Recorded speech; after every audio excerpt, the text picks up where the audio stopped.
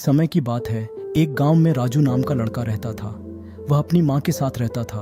एक दिन उसकी माँ की तबीयत खराब हो जाती है, लेकिन दवाई खरीदने के लिए उसके पास पैसे नहीं थे। वह अपने चाचा के पास मदद मांगने के लिए जाता है, लेकिन उसके चाचा उसकी कोई मदद नहीं करते। उसके चाचा उसकी एक भी नहीं सुनते। वह बहुत परेशान हो जाता है और एक बेड के पास जाके बैठ जाता है।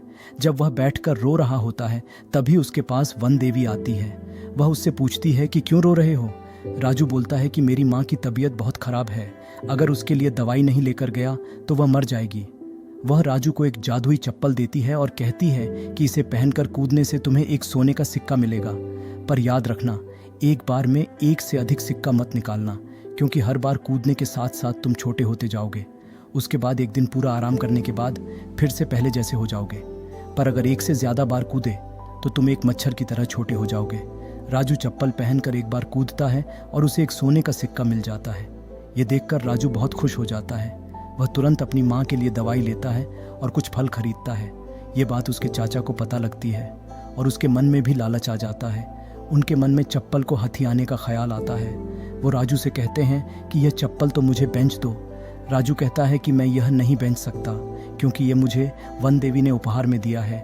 चाचा जी उससे एक दिन के लिए चप्पल को उधार में मांगते हैं। राजू जब उन्हें समझाता है कि इसे एक बार से ज़्यादा उपयोग नहीं करना, नहीं तो छोटे हो जाओगे, लेकिन चाचा जी उसकी बात नहीं सुनते और वह उसे ले जाते हैं। घर जाने के बाद वह बार बार कूदने लगते हैं, जिससे कि बहुत सारे सोने के सिक्के इकट्ठे हो जाते हैं। वह लालच में इतने अंधे हो गए थे कि उनको पता ही नहीं चला कि वह छोटे होते जा रहे हैं।